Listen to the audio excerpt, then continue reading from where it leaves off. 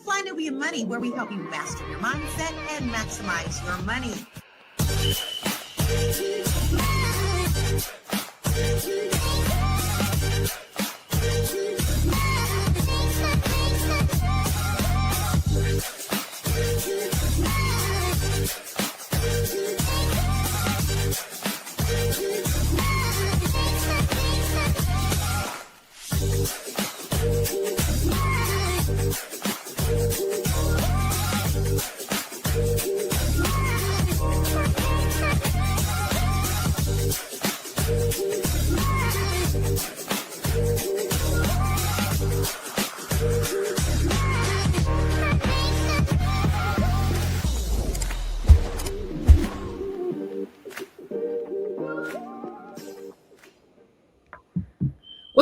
What's up, everyone? Today is Fly Nubian Money Wednesday. Happy hump day, ladies. How you guys doing today?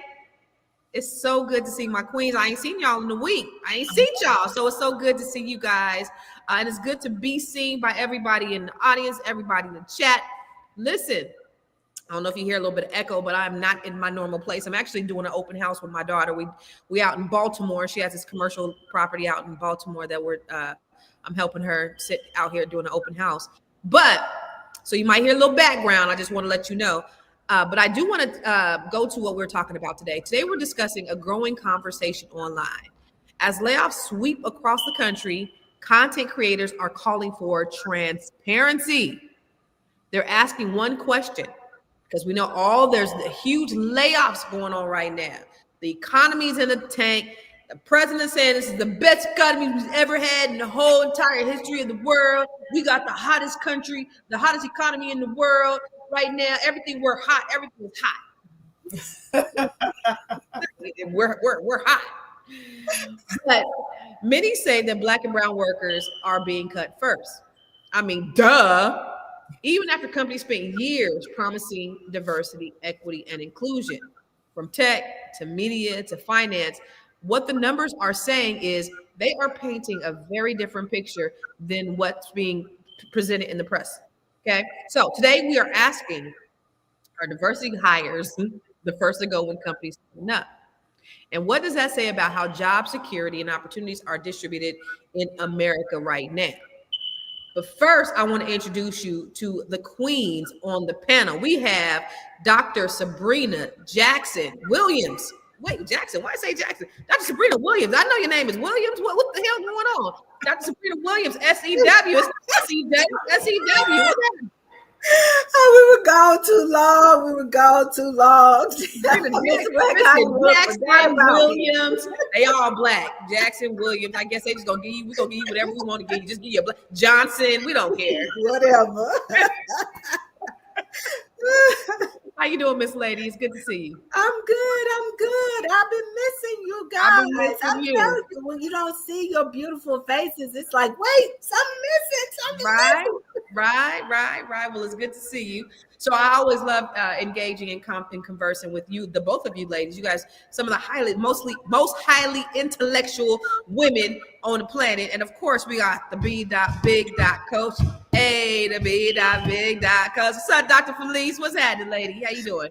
How you doing, Constance? We're going to get doctorized and therapized all in one sitting. So it'll be good because you guys have so much knowledge and information on this and what we can do. And we always try to be solution oriented. I mean, this is information that we all know to be true. It's like, okay, yeah, we know when America has a cold, what happens to Black people? We get the flu. First one hired, last one hired, first one fired. Who's always the last one hired? We are. So, you know, this comes with the territory. This is why we've been saying what we've been saying. This is why we've been talking what we've been talking. Let me ask you, Dr. Sabrina, are you at all surprised by the numbers? No, I'm not at all. I am not at all. Because of what you just said. We're always, that has always been our norm. So why would we expect to see anything different? And I think once that whole DEI went away, hey, it was open sesame then. A lot of the things that people wanted to do from the start. Now they had, the legal right to go ahead and do that. And the reality is, it's sad because we bring so much value to whatever space we are in. And so you have to know that as a society, we are just missing out on that which we bring. And it's something that nobody else can bring that to the table except us. So, yeah. But that's real, because the thing about it is, what people who understand diversity understand is diversity breeds, and it breeds inclusion, but it also breeds people morale. When you work together, you have morale. There is this thing going around, and this Project 2025, the people from Project 2025 are saying it. You've seen who was at that Cuomo, who actually parroted it, saying diversity is not beneficial. This is what the Republicans are saying, that diversity is actually harmful. How? When you have a country that's built on diversity, we're supposed to be this melting pot. But what's happening is birth of white people are going down. The browning of America is happening, and they are thinking that they're losing their power. And essentially, they're doing everything they can to fight to get that power back. But Dr. Felice, let me ask you the same question. Were you surprised? Is anybody in the chat surprised at the numbers? No, not at all. And in fact, one of the things that I've been doing for years when I meet with people, especially with Black and brown people, I always tell them, you should always be looking. You should always be connecting with your purpose and your passion so that you can always have a pivot. And I've always been telling people, you can't get comfortable. You can't drink the Kool-Aid. And so and DEI was always an illusion, right? Now, it did allow for people to get in the door, but did corporations really practice DEI? Not really. And so now what this time has caused is for people to really be who they are. Now they're really showing us who they are and what they've always wanted. And so I think we've been in sort of like a matrix where people thought, oh my gosh, now there really is diversity. No, it was never real. Even when we had it, it was just in name only, but not really in intention and in real practice. And so I've always been telling Black and brown people, like, you got to have a pivot just in case. Like, they don't really want you there. When they created that corporation, it was never with you in mind. And I've always been telling people that corporate America is just a modern day plantation.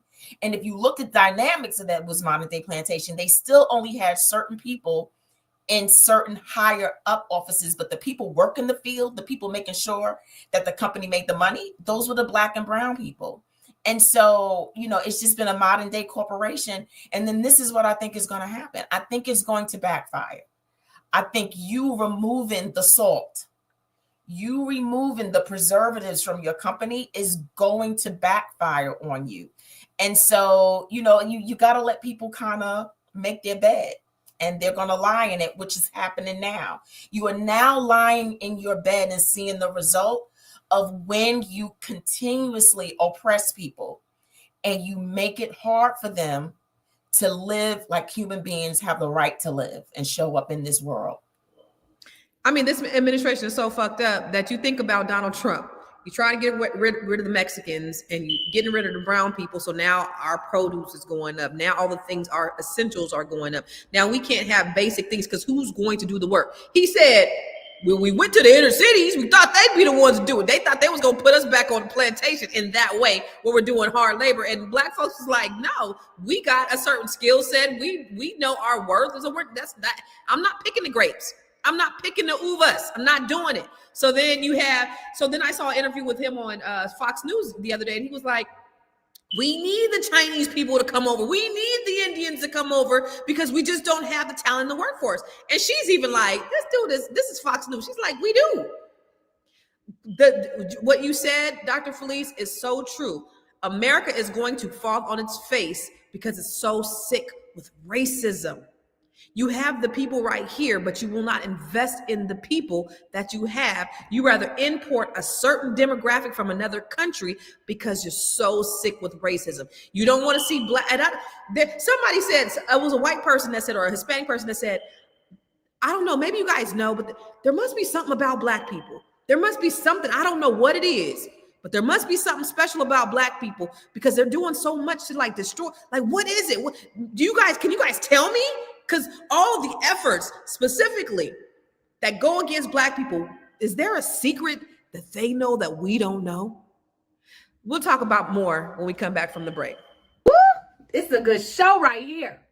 But I'm biased. If you are just tuning in, you are watching Fly Nubian Money, where we help you master your mindset and maximize your money.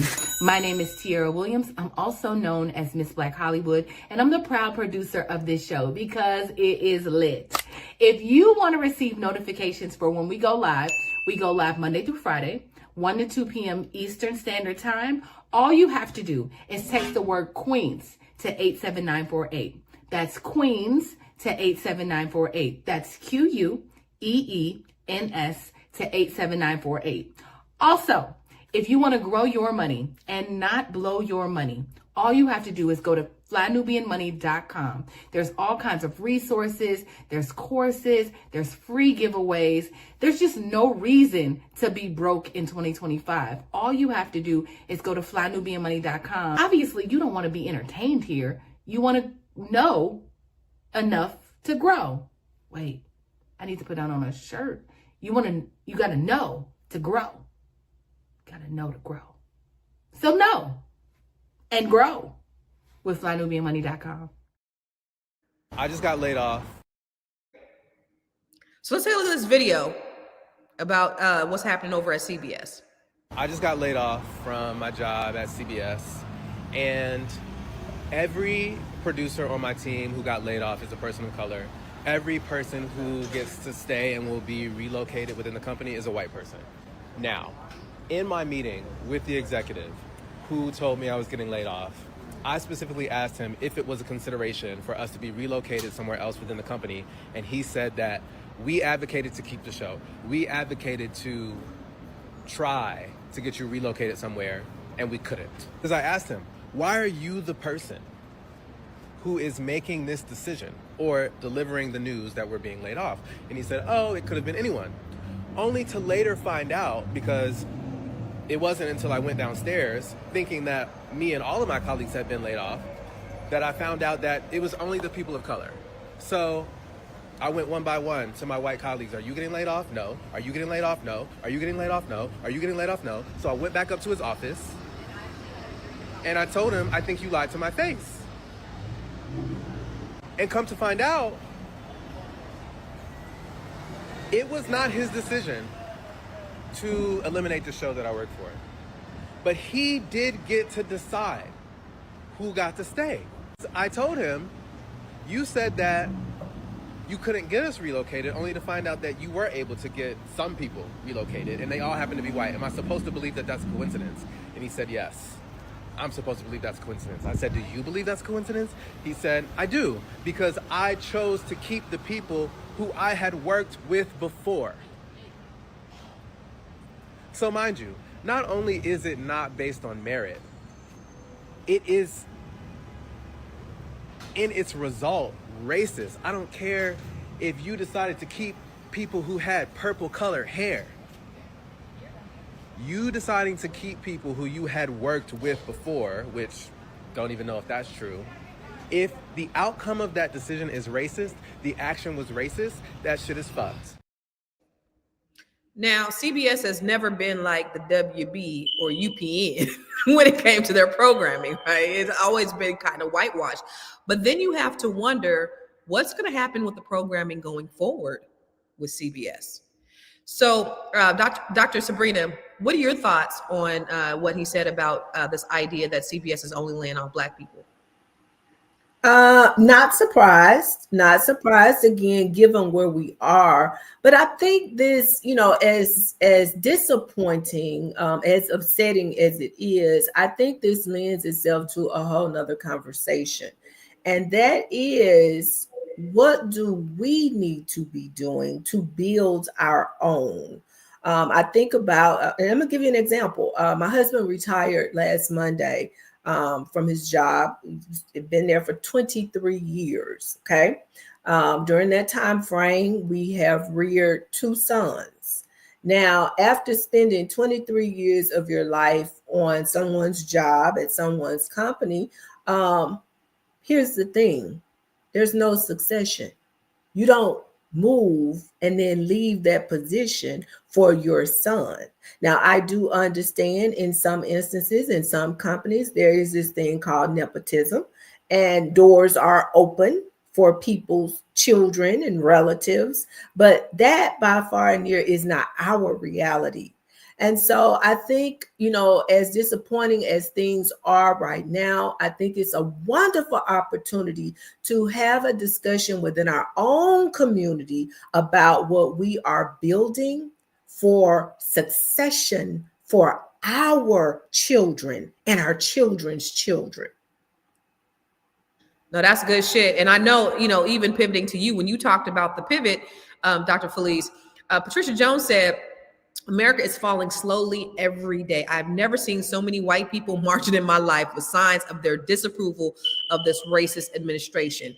This is really a sign of the times of what's going on in America, how we are seen across the globe, how we've lost respect.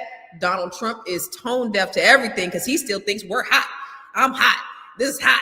And you see that the Commanders game last Sunday, they booed him, they flipped him off. They're like, so it was just a lot going on with this administration. He don't care because in the meantime, while they're doing all this stuff, they're getting richer and richer and richer. There's never been a time in history where a sitting president has just gained so much wealth and it's gone unchecked. We also know that they said, listen, they're desperately trying to make sure that the Democrats don't win the midterms because they said we going to jail.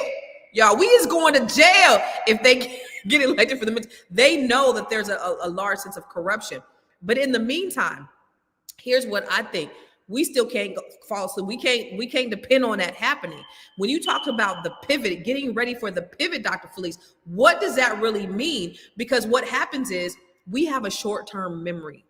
And so when we get comfortable, okay, everything's good, we start sitting on our laurels. In spite of that, what should we be doing?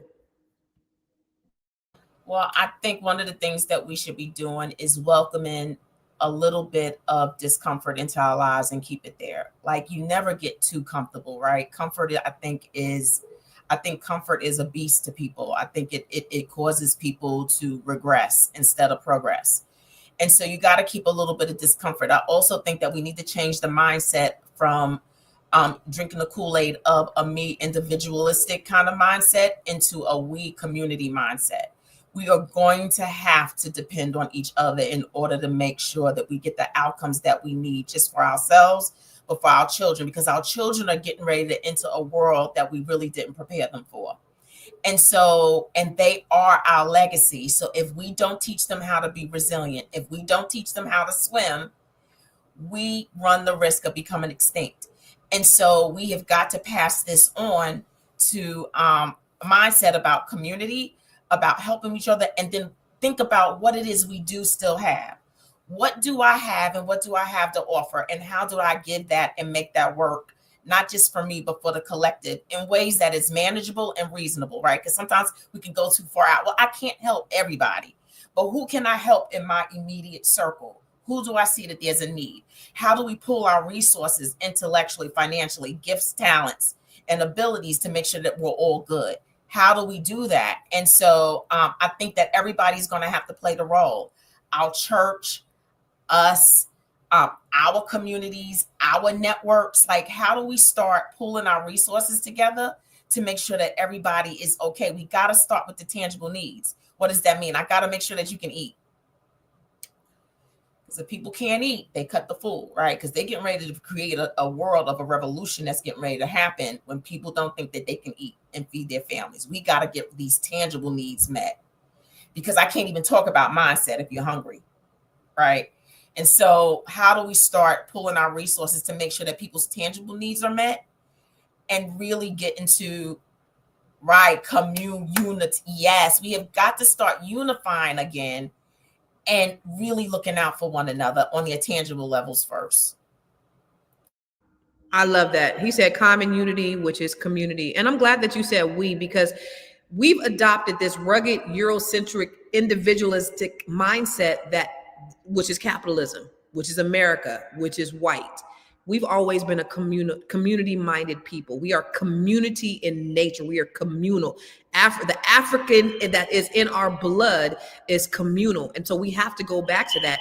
And we have to know that whatever's going on in this administration, in this world, in this country, that we got to look at and stop looking at me, just like you said. And oh, by the way, Anonymous, let me just tell you, I am not at home. Okay. Yes, there's a lot going on. It's an echo over here. I am at an open house with my daughter. She's at this commercial listing, and I totally forgot about this podcast today. I told her I was gonna come help her with her commercial listing. So y'all just gonna have to thug it out through this goddamn smoke detector that just drive me nuts too, and this echo because there is no furniture in this office space. Okay. All right. So let's go to a commercial, or let's go to another video, and then we're going to come back and talk a little bit more about it. For those who just tuned in, we're talking about the truth about layoffs, why it is that Black workers are taking the biggest hits. I know you're busy, you got things to do, and you can't take us on the go with you every single day. Good news for you. We are now on Spotify. So if you can't watch us, now you can listen to us on Spotify. Search Fly Nubian Money, and all the episodes shall appear. All you have to do is like, subscribe, leave a 5-star rating, leave some comments, tell people how you love us, so that when other people come along and are looking for a great show to watch, they can find Fly Nubian Money too. One last thing, and just in case you've been sitting under a rock, Fly Nubian Money now has an investment club. We are the Fly Nubian Money Club.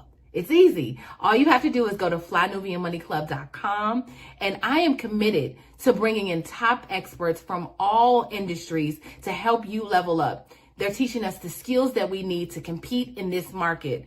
We often say that nobody is coming to save us, not the government, but guess what? We're coming to save us. I'm coming to save you with the Fly Nubian Money Club. So listen, all you have to do again is go to flynubianmoneyclub.com. We have a 30-day free trial set up just for you, just for those people that are struggling. Even if you ain't struggling, you ain't got to struggle. I'm coming.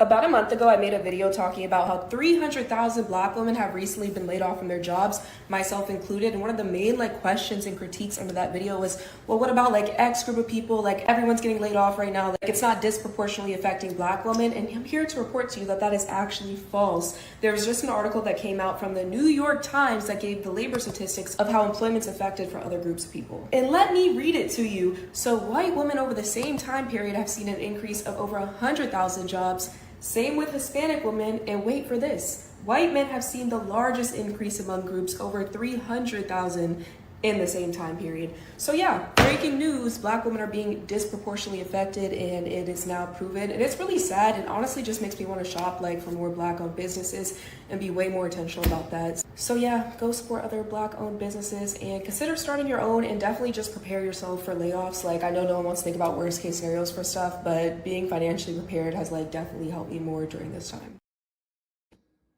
So maybe I'm the only one that didn't hear, because all I heard was so I was trying to hear she said, what did she say, y'all?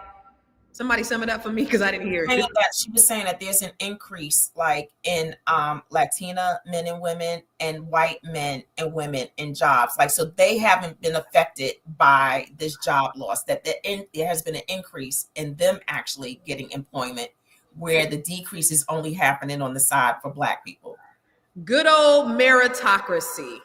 The idea that you get the job based on your merit, which has never happened in this country. Meritocracy does not exist in America. But yet, here we are. Dr. Felice, Dr. Sabrina, what do you think about this idea of meritocracy and the idea of Black people? They said Hispanic is on the rise too, or is on the decline? On the rise. And so you got to think about those industries. Possibly it could be construction, it could be in those areas where they're finding an increase. So you have to think about Hispanics, even though they deporting them. I still see Latinas working. Not everybody's being deported.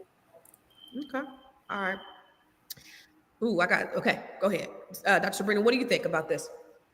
Okay, go back to your, because we broke it up there. What was the original question? I'm saying, like, what do you think about this whole idea of Black folks on the decline, everybody else on the rise? What is it? Is it a targeted effort to destroy our community? Absolutely it is. Absolutely it is. And then here's the sad part. When you add that on top of everything else that's going on, okay, for example, the government is shut down now. So these people are out of work, okay? Are there 300,000 jobs out there available? So during the time frame in which they are looking for employment, chances are they may have to have some type of assistance. Okay, well, everything is shut down. Where are they going to go to get this assistance? Okay. So during that time frame, they may need to eat. One of those non-essential things like eating. They may need to eat. Well, there are no benefits available because the government is shut down. So how do they do that? And I got one for you. Constance, are you ready for this? We had a whole load of monkeys, infected monkeys that overturned here in the state of Mississippi a few weeks ago. So not only are there no SNAP benefits, people can't even go in the woods and hunt safely to try to get them some food because they may get attacked by the infected monkeys. So we got all that going on as well. And on top of that, on a serious note, I just need to lighten things up. Look at your face. But that's true, though. That's true. They got the monkeys now. There were 3 still running around on the loose. But I mean, you see, it's just so many things that are adding to this. And then when you factor in this stuff with the Affordable Care Act and the premiums going up. So now I have no job. I have no insurance. We barely eating over here. And oh my God, now that I'm stressed, I can't go see Dr. Felice or nobody because I don't have any benefits. But I'm going to pay them. So, I mean, I think, yeah, it is intentional. Okay, so let me ask you, Dr. Felice, with everything that's going on, right? White people we've seen time and time again, they will vote against their own best interest because they are sick with racism. They hungry right now. They still gonna vote for Trump. They ain't got no insurance, no medical. They still gonna vote for Trump. What do you think? Just in your therapy mind, because this racism just overpowers people that much. Is it that powerful? What is it going to take for them to turn and turn from their wicked ways and see what's really going on? What is it going to take for these white people who have the power in the numbers to vote this stuff in? What do you think it's going to take for them? That's a great question. To see. It's a great question. And I think when people have a blinder on, it's very hard for them to see. And it takes me back to, if you remember, y'all know, y'all call me the first lady in another life, and I accept it, right? Y'all, I always bring it back to spiritual. But if you think about it, remember the story with Moses and the Egyptians, right? God purposefully hardened the Egyptians' heart towards those people on purpose, because he wanted to be able, when he rescued the people from out of their oppression, he wanted to be able to get the credit. And so he wanted you to be able to see his glory. So we don't know. I think something spiritual is also happening in this time as well. A lot of it is not just the natural. I think something spiritual is going on, because I think there's a purposeful hardening and blinder. For them, right? He sent every plague on the planet. And nothing caused them to release the oppression of those people. So I don't know necessarily what it's going to take, but I do want our people to stay encouraged. I do want our people to be and start preparing and positioning themselves for a possible transfer of wealth. But you got to stay positive in order to be able to receive it. So I know that I don't know what it's necessarily going to take. I don't know if it's going to have to be where their suffering is so deep that they're not going to be able to deny the blinder. Does that make sense? And I'm hoping that it doesn't take that level of damage for them in order for the blinder to be removed, that you cannot continue to live in this space of privilege and power and oppression where you're the only ones who benefit, that it doesn't come back to haunt you. And so I just want our people to really to gird up. I really need us to gird up. And we're going to have to check in on our people and make sure that they're good so that when this transfer does occur, that you are prepared in a position to be able to be a part of it. You know, I totally agree with you. And what I think is you can't control white people. You can't control racism. You can't control the hatred that is just intersected and integrated into the fabric of these people and this country. What we can do is we can control ourselves. We can talk to Black people. We can be insulated. We can be insulated. And our only power is unity. Remember, J. Edgar Hoover said the biggest threat to America is Negro unity. That's the thing that we're going to have to do to fight. Let's go to another video. A lot of companies are laying off, man. This is going to be big, bro. Chances are you're probably going to get fired and my cousins are going to get hired. Let me explain. A lot of big corporations in America are no longer hiring American people for American jobs. Instead, they are outsourcing them to countries like India, Pakistan, Philippines, Poland, because it is a lot cheaper to hire people from there. Now, before we start to get mad about people from other countries taking our job, let's come to terms with this very important fact that's honestly causing the downturn of America. And that is our hyper-individualistic and hyper-capitalistic culture that is honestly not seen in other countries. Typically, other countries are very community-based, whereas people live together, they know each other, they know of their families, you know, they actually really care about each other. And when there comes a time of crisis, they reach out and they step in to help you. However, in America, and especially American corporate culture, there is not a culture of people helping each other. Your biggest competitor is not another customer or another client or another business taking your job. It's your coworker. No one is preying on your downfall more than your coworker in a corporate America job, because corporate culture is set up and designed to have us everyday people fight with each other over scraps of paper.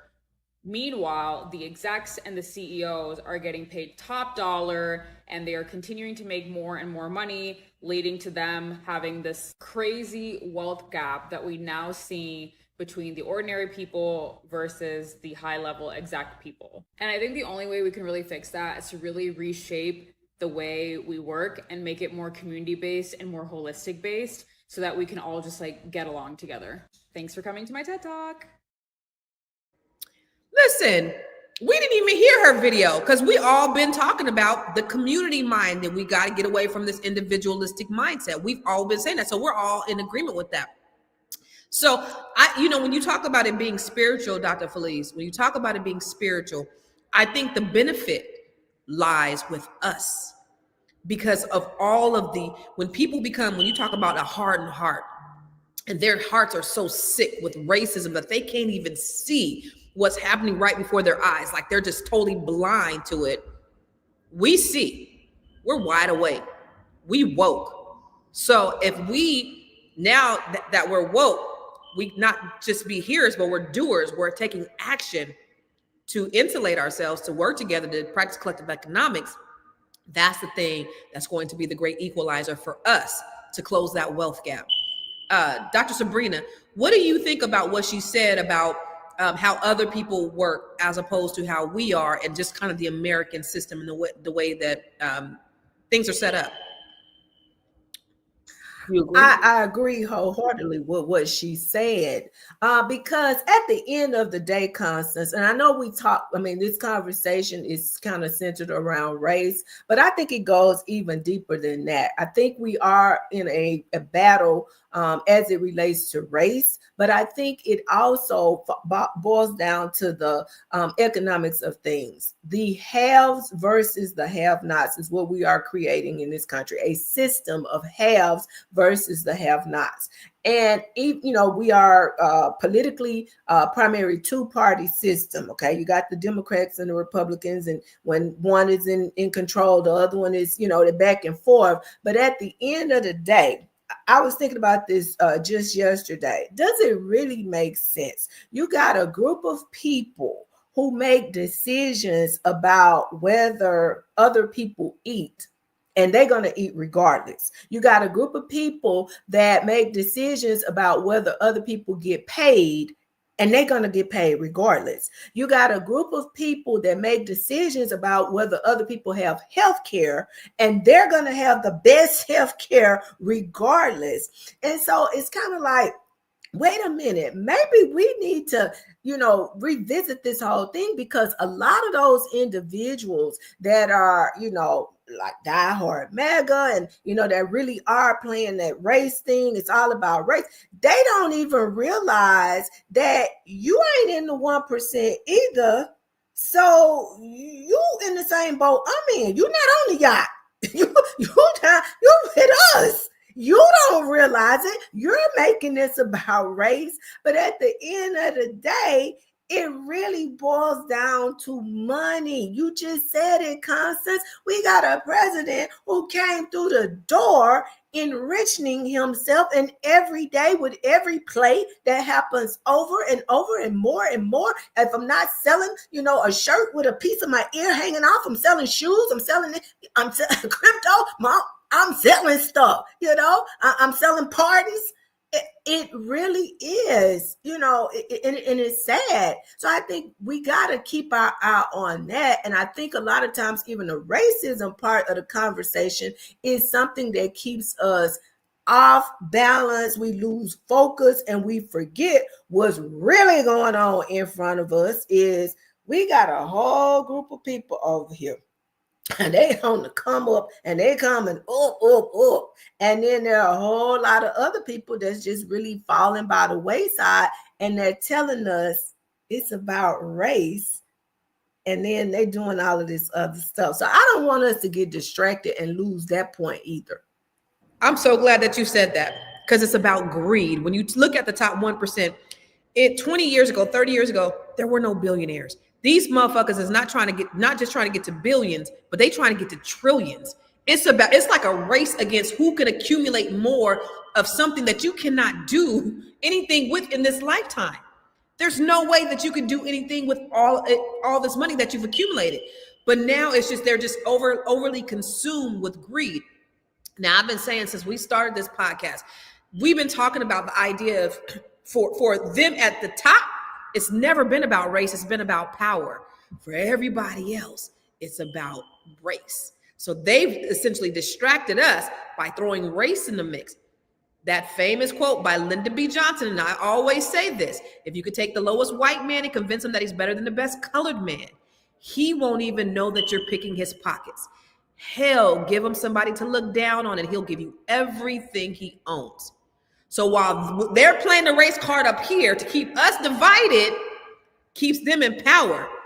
Black folks, I want us to understand, because these people are really so sick with racism that they're still going to continue to vote against their own best interest, as long as they can make them feel like they're better than us. It goes back to when race was even created. Before race was even created, remember, race is a social construct. When you had back in slavery, you had black slaves, you had the Irish, which were more indentured servants, right? But they had some type of servitude. Then they said, oh wow, they're getting too powerful. It's them against us. If it's too many of them against us, then they're going to overthrow us. So what do? We make the Irish a little bit higher than them. We make them the overseers. So they're white like us. They still not as good as us British people, as Portuguese people, but we're going to make the Irish just a little bit higher. Now, they're better than them. So now they're going to keep watch over them. They're going to keep them in line so that we can continue making our money. We ain't letting them be up in the big boys club, but we going to make sure that they feel that they are more important to the people that they're over. And that's essentially what the people in power have done. They know the game. They know the rules. I just want us as Black folks to understand. Let's go to some of our slides, some of our statistics, if we can go there really quick. In 2024, Revelio Labs reports found that roles tied to diversity, equity, inclusion were cut at 3 times the rate of other corporate jobs in 2022. Women and minorities are twice as likely to hold positions labeled non-core during corporate reconstruction. Okay.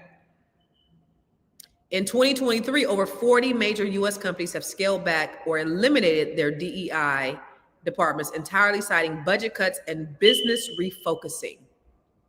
So if there was business refocusing, then their focus really on diversity, equity, inclusion really wasn't sincere in the first place, Dr. Felice. So again, which is it's all about being solution oriented, and I love the angle that you always talk about is being solution oriented. I really want to focus on what some specific things that we can do. I know you said, look, we got to get our mindset together, but if we can't eat, our mind can't be together. What are some core things Black people can do besides eating and mindset that could really set them up so that we are not dependent on these corporate entities, that when this stuff does happen, we're not affected, we're insulated? Yeah. So that's a great question. One of the things is to start taking take care of ourselves, right? You got to be here to be able to do anything. So start thinking about ways that you can do some self-care to take care of yourself mentally, physically, spiritually. Do little things. Like I told you before, I started a garden. I got tired of complaining about my tomatoes being as much as they were. Seriously. And now I got about 20, they still coming in. Like starting a garden. And you get one of those things, start a garden. Start figuring out, because if you think about our ancestors, they never made the salaries that we made, but they were able to still make it and do and thrive. So reevaluate your current situation. What can you stop doing? Like literally, like you may not be able to get your nails done. You may not be able to get your hair done like you normally did. What are those things that you can start cutting back on? And then start doing some bartering. Like, hey, I do nails, you do hair. I come, you do my hair, I do your nails, so that we still take care of ourselves, feel good about ourselves. Start doing gardens or start doing a community garden. What are some other things we can do? We can start investing in and finding those Black businesses that are doing things in our community and start frequenting those and then putting that money back into our community somehow. And we're going to have to be smarter about it. So if you come see me, a portion of my money goes back into our communities. We got to start thinking of tangible ways that it benefits the win-win so that we can take care of our communities in ways that make sense. And then really, really start channeling it. It's not necessarily how much you make, but what you do with what you make. And so finding out that strategy in order. I'm just going to keep it real. When I was struggling as a single parent, I'm telling you right now, tithing is what helped me. I don't know what the spiritual thing is about that, but when I gave back to God, he made sure I was good. And so he gave me ideas about how I could make sure and thrive even when I didn't have it on the financial end. So just getting back to some basics and being smarter about how we conduct our everyday lives so that we can make it. That's just the start. Constance, I want to piggyback on that. And I think another thing, and very I was going to ask you the same question anyway, so go ahead. Central thing is we've got to feed into our young people. I mean, there are so many things that younger people have never seen, they've never experienced. And so for example, back during the summer, we hosted basically an each one teach one type event here in the community, because there were so many young people that didn't know how to do basic things, things that I think are basic. And the idea for this, for me, came from being at Walmart and having someone, a male, almost, I don't know, he looked like he was probably somewhere between 24 and maybe 30, walk up to me, ask me if I had any jumper cables. And he says, well, I need to get a boost. So in talking to him and going over to try to help the man out, and he looks and turn to me and look at me and say, well, do you know how to install the jumper cables? Oh, okay. So for me, what that said is there are just some things that our younger people may not know how to do. I'm not judging you. I'm not criticizing you, but I see this as an opportunity to step in and do something. So we literally hosted a day where we had people to come out. We had the mechanic to come out and show and work with our young people on, if you have a flat tire, this is how you change the flat. This is how you put the cables on. This is how you operate a lawnmower. this is, we had law enforcement to come out and talk to them about conflict resolution. Just a lot of these things that our kids are really not winning at, that they're failing at. And I would hope that if we did it again next year, that maybe we can even have some of the farmers to come out and talk to them about, starting that garden and doing things, because that's my big concern. I know my parents come from the era where they're going to survive. I don't care, what happens with this thing. They're going to eat. If daddy got to go in the closet and get the rifle and go out there and kill the squirrels and the rabbit, they're going to eat. They're going to be good. Even my generation, I feel like we'll be okay. But my concern really is about our babies, Constance. Are they going to be okay with all of this? Are we positioning them properly so that they will survive? And not just survive, but thrive on the other side of all of this. I just want to give you props for that, Dr. Sabrina. That is so amazing. And that is so dope, because it's the small things like that that some people think don't even matter. You said this brother don't even know how to put some jumper cables on a car. So let's go back to the basics, because we take that for granted. We take it for granted that people just know. Just like Anonymous said his dad taught him how to change the oil at 12 years old. My dad told me how to change the oil when I was 12. Everybody don't got daddies. My daddy showed me how to change a tire when I was 15. Everybody don't got a daddy. Everybody don't got a daddy to show them how to do that. So going back to the basics, because these are basic fundamentals. Right now, me being a single mother, my youngest gets the benefit of learning how to do things, because we got to, listen, I'm out here Barbara the Builder. I'm installing floors, I'm putting shelves up, I'm putting desks together, and my son is helping me. He has the benefit of being able to having to learn how to do this. He's putting tables together, chairs together. He be always telling people, the reason why you sitting down right now is because of me. Okay, yeah, that's right. That's what's up. That's good. But so I want to comment, Constance, because I saw a comment in the chat, and I want to put us in check. Okay, somebody made the comment about that's the mother's fault, because this mindset of we don't need a man and this, that, and the other. Every situation is not the same. There are some situations where women did not have husbands. I have a niece, my husband's niece lost her husband when she was 24, 25 years old, had to raise 3 children by herself. So everybody's situation is not the same.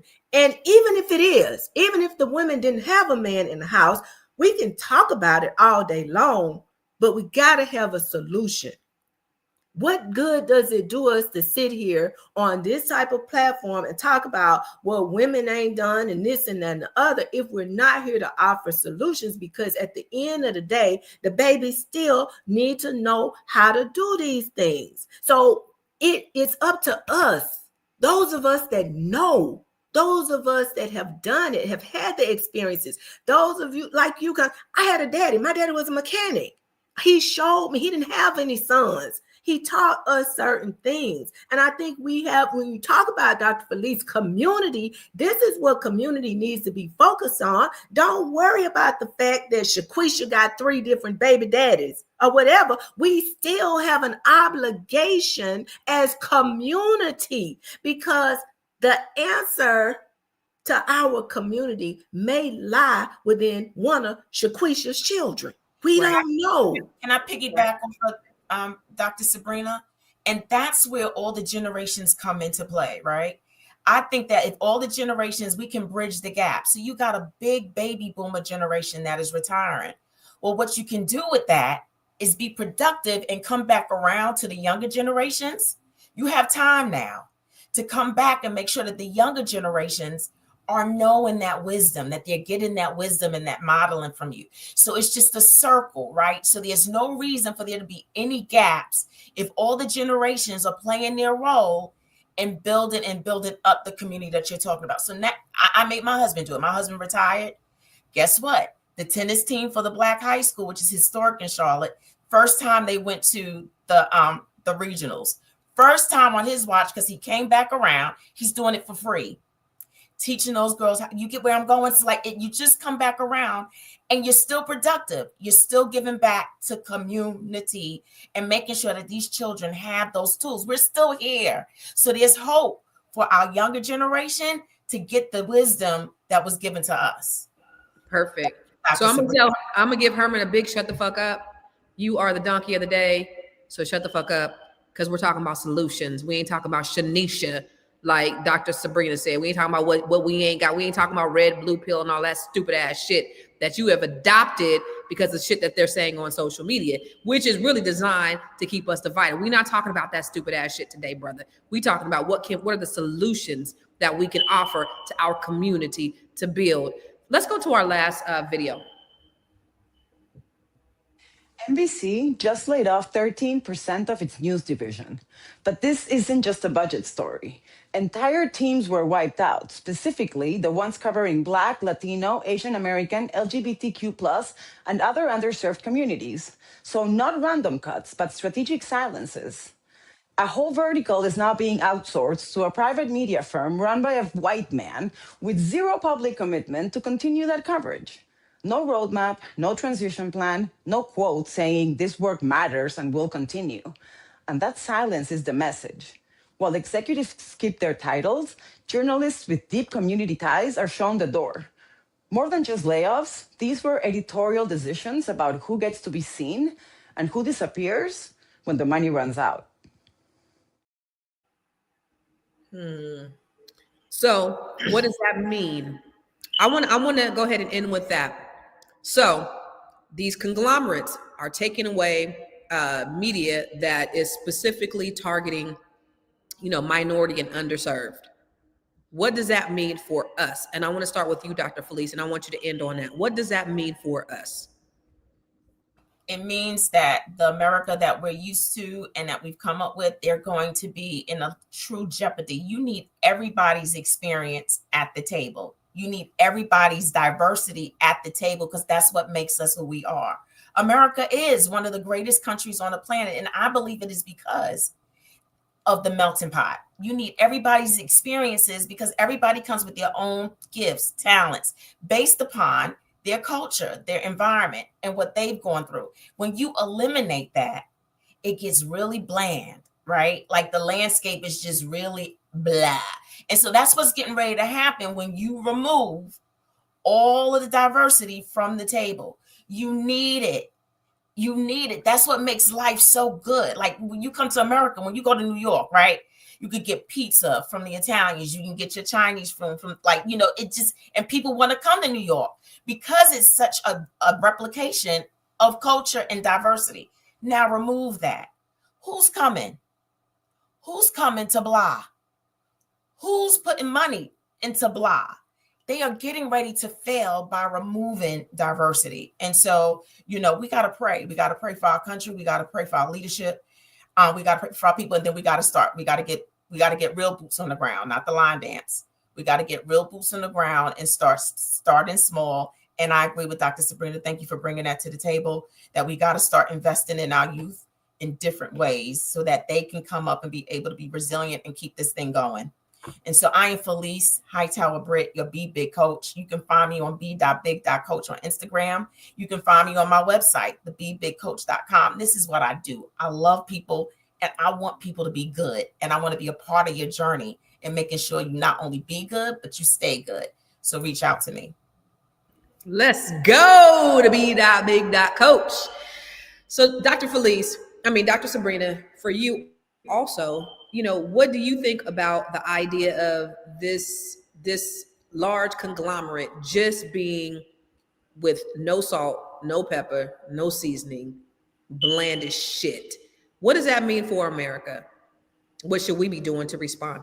Well, what we should be doing is seizing this opportunity to tell our own story, to spin our own narrative, because for far too long, we have allowed other people to tell our story. I think it's a wonderful, wonderful opportunity. I am so thankful to people like a Roland Martin and a Joy Reid and others who have stood up and said, okay, you don't want to hear what we got to say over here. We're not going to stop talking. Just because you don't want us to say it on your platform, we will create our own table. And I think that is what we are going to have to do, whether it is with our stories, our own media, whether it's with opportunities for work.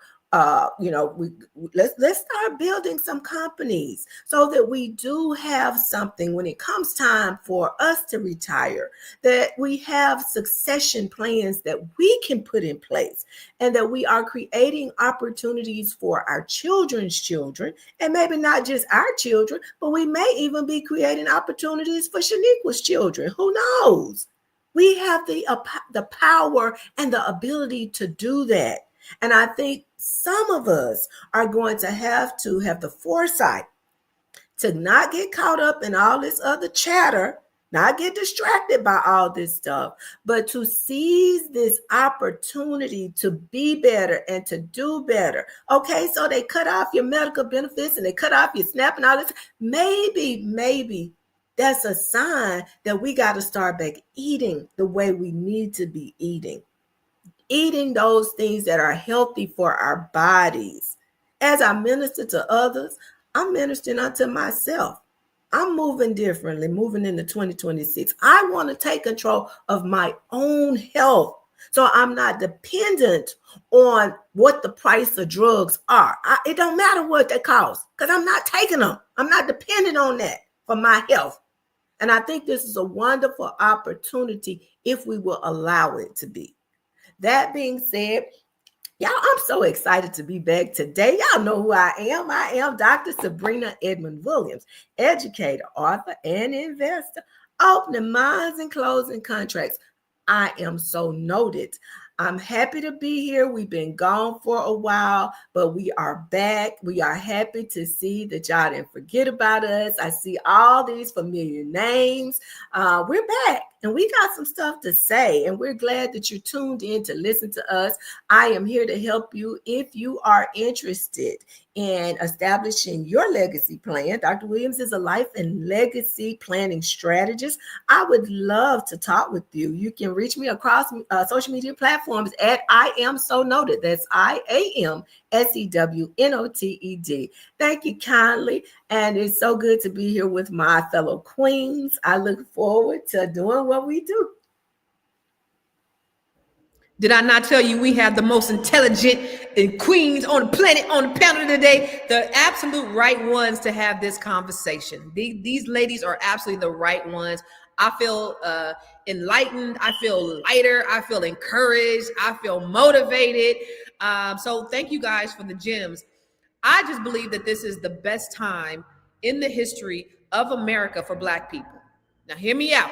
This is the best time. We see all these things taken away. Listen, this has always happened to Black people. We've always had to figure some shit out. We've always been struggling. We've always been the last.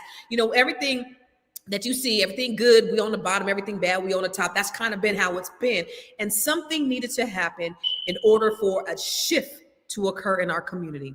And while America is on fire, somebody said in the comments, there has never been a time where so many white folks was out protest. There's never been a time in the history of this country where white folks and Black folks have been out there protesting, but not white folks. So I think that we have to really seize this opportunity, y'all. We have to build businesses. Less than 3% of businesses in Black communities are Black owned. What does that mean? We got to start building our own brick and mortars. We got to start doing our own community gardens. We got to start practicing collective economics. Black people will do business with Black people if we had options. We have $2 trillion of spending power. Less than 2% is spent within our community. We got to change it. Well, the reason why less than 2% is spent in our community is because we don't have enough businesses to spend with. Black people, it's time to rise up in times such as this. They are firing us. They are letting us go. So what does that mean? We got to build our own tables. We got to build our own houses. Fuck what they talking about. And we got to do it for ourselves. We got to be self-sufficient. We got to be independent. We got to take control of our lives, of our families, of our communities. And now is the perfect time to do it. And I'm excited about it for us. This is the perfect time. And this is why I do everything that I do. So when we talk about this tangible things that we can do, save your money, get your credit right, take that money and invest it in something else. Invest it in an asset, invest it in the stock market. So I do something on every Tuesday. I do a Grow Your Money Club masterclass every Tuesday, where I'm just giving Tuesday free gems. Every Tuesday, you can come online and I'm going to teach you something.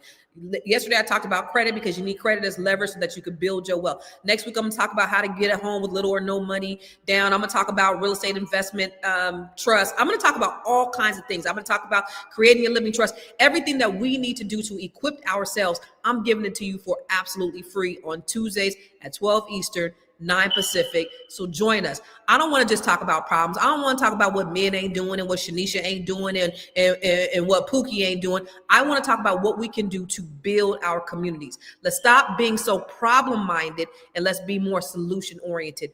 That's what we need to do, Black folks. That's why we here. Okay?